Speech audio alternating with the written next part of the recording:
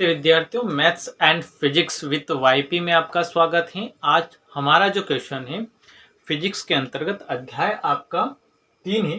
अध्याय 3 में अनुगमन वेग क्या है या अपवाह वेग क्या है, ये एक ही है। अनुगमन वेग या अपवाह वेग क्या है, धारा घनत्व एवं अनुगमन वेग में संबंध के लिए हमें व्यंजक प्राप्त करना है। तो यहाँ पे हमें सबसे पहले अनुगमन वेग को समझ लेना है कि अनुगमन वेग क्या है। उसके बाद हमें धारा घनत्व एवं अनुगमन वेग में संबंध के लिए व्यंजक प्राप्त करना है, जिसका चित्र भी मैंने आपको यहाँ पे बनाया हुआ है ताकि वीडियो जो है ज्यादा लंबा ना हो, छोटा हो। ठीक है, तो यहाँ पे चित्र और क्वेश्चन मैंने आपके सामने लिख दिया है। आइए हम समझ लेते हैं अनुगमन वेग को। तो अनुगमन वेग क्या होता है? किसी भी चालक में इलेक्ट्रॉन विद्युत क्षेत्र के प्रभाव के कारण एक नियत औसत वेग से गति करते हैं, और यह जो नियत औसत वेग होता है यही क्या कहलाता है, हमारा अनुगमन वेग या अपवाह वेग। एक बार और मैं आपके लिए इस परिभाषा को रिपीट कर देता हूं। किसी भी चालक में, कोई चालक है तो किसी चालक में विद्युत क्षेत्र के प्रभाव के कारण इलेक्ट्रॉन जो है एक नियत औसत वेग से गति करते हैं। यह जो नियत औसत वेग होता है यह क्या कहलाता है, हमारा अनुगमन वेग या अपवाह वेग। इसको हमें इस प्रकार लिख सकते हैं, लिख लेते हैं। ठीक है, तो अनुगमन वेग क्या है आपका, किसी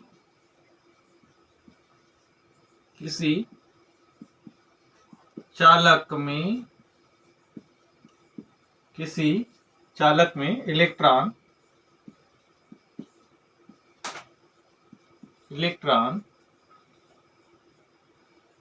विद्युत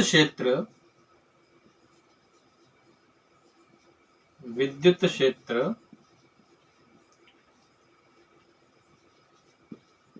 के प्रभाव में एक नियत औसत वेग से गति करते हैं, इसे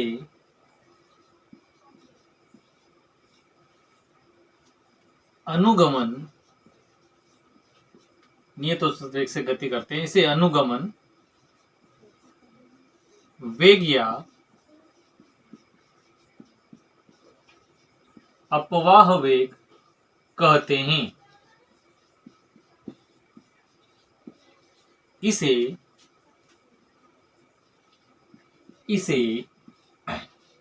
Vd से प्रदर्शित करते हैं। ये आपके अनुगमन वेग की परिभाषा हो गई। अनुगमन वेग क्या है, तो आपको इसे नोट कर लेना है। ठीक है, ताकि आपको जब बाद में इसकी जरूरत पड़े तो आपको आसानी से अपने नोट्स में मिल जाए। अब हम देख लेते हैं धारा घनत्व और अनुगमन वेग में संबंध। तो इसके लिए हमारा जो चित्र है यहीं से हमें शुरुआत करनी है। तो हम लिखेंगे, माना किसी चालक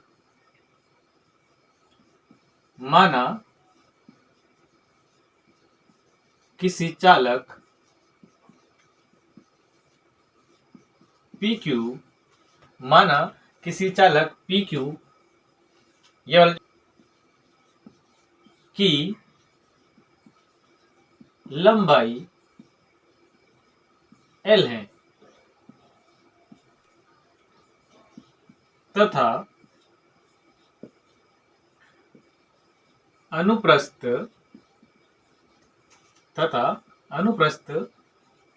काट का ये अनुप्रस्थ काट होती है।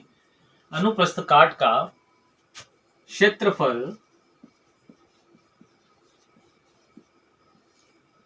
कैपिटल ए है, तब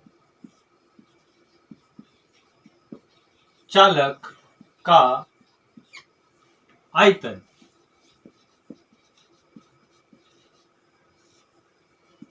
आयतन बराबर ये हो जाएगा आपका क्षेत्रफल इंटू लंबाई। ठीक है, कितना हो जाएगा आयतन? क्षेत्रफल इंटू लंबाई यानी A.L। अब हम आगे लिखेंगे, यदि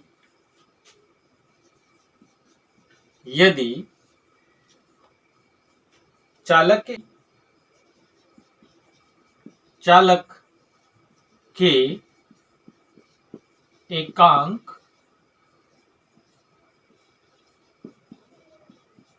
आयतन में, चालक के एकांक आयतन में, यहां से यहां तक हम एकांक आयतन मान लेते हैं, या चालक के एकांक आयतन में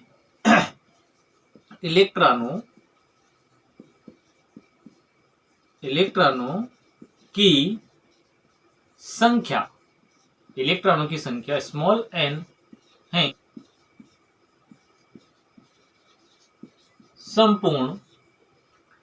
संपूर्ण इलेक्ट्रॉनों की, संपूर्ण मुक्त इलेक्ट्रॉनों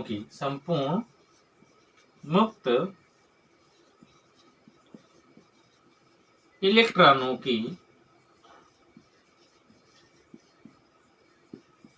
संख्या।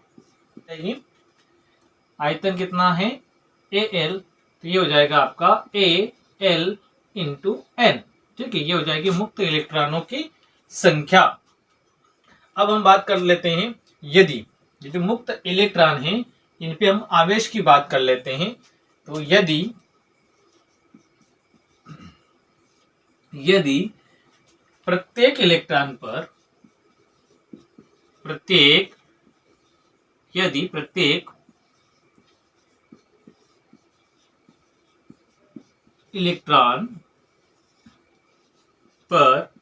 यदि प्रत्येक इलेक्ट्रॉन पर आवेश E हो तो कुल आवेश E हो तो चालक का कुल आवेश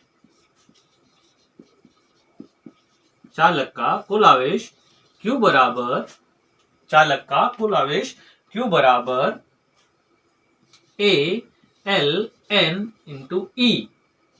यदि प्रत्येक इलेक्ट्रॉन पर आवेश E है तो कुल आवेश कितना हो जाएगा? इलेक्ट्रॉनों की जितनी संख्या है उतना। ठीक है, तो ये कुल आवेश आपका हो जाएगा। इसको हमें क्या करना है? समीकरण नंबर 1 नाम दे देना है।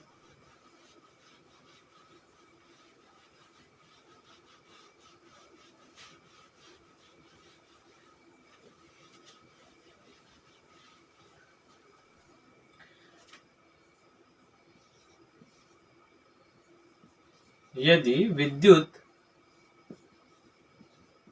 क्षेत्र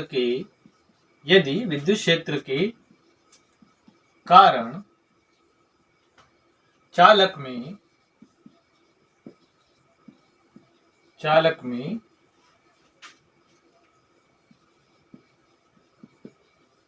इलेक्ट्रॉनों का अपवाह वेग VD हो, अपवाह वेग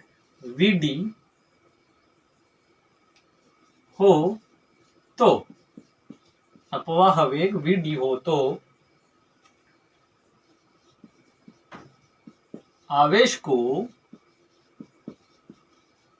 पार करने में लगा समय,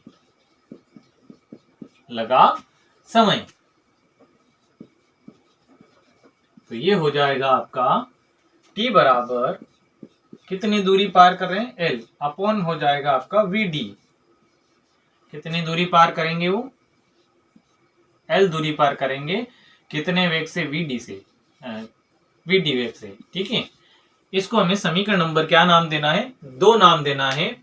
अब हम आगे बढ़ते हैं, समीकरण 2 से आगे बढ़ेंगे और लिखेंगे, यदि चालक में प्रवाहित धारा, यदि चालक में प्रवाहित धारा I हो तो, कैपिटल I हो तो, यदि चालक में प्रवाहित धारा कैपिटल I हो तो I बराबर Q अपॉन T।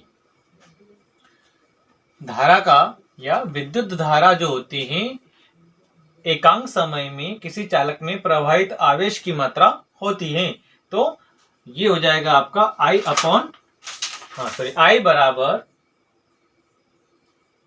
बराबर Q अपॉन T। अब यहां पे हमें क्या करना है, समीकरण एक, जो आपकी समीकरण एक बनी थी, समीकरण एक व समीकरण दो से मान रखने पर हमें यहां पे क्या करना है, समीकरण एक व समीकरण दो से मान रख लेना है। तो हमारा ये वाला जो पद है इसको पे रफ कर देता हूं, ये वाला जो है इसको देखिए हम यहाँ पे मान रखेंगे तो Q का जो मान है आपका ALNE और T का मान है L अपॉन VD। तो यहाँ पे हम मान पुट करेंगे तो ये हो जाएगा आपका I बराबर Q का मान है आपके पास ALNE अपॉन में T का जो मान है L अपॉन VD। तो यहाँ पे L से L कैंसल आउट हो जाएगा और बटे का बटे तो उलट गुणित होकर कहाँ चला जाएगा, ऊपर चला जाएगा। तो ये हो जाएगा I बराबर ANEVD। ठीक है, ये आपके I का मान हो जाएगा। अब इससे आगे हम देखते हैं धारा घनत्व और अनुगमन वेग में संबंध। ठीक है, यानी इसके आगे हम लिखेंगे धारा घनत्व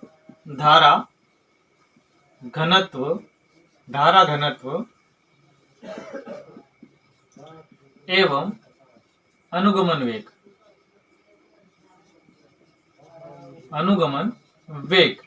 तो ये होता है आपका J बराबर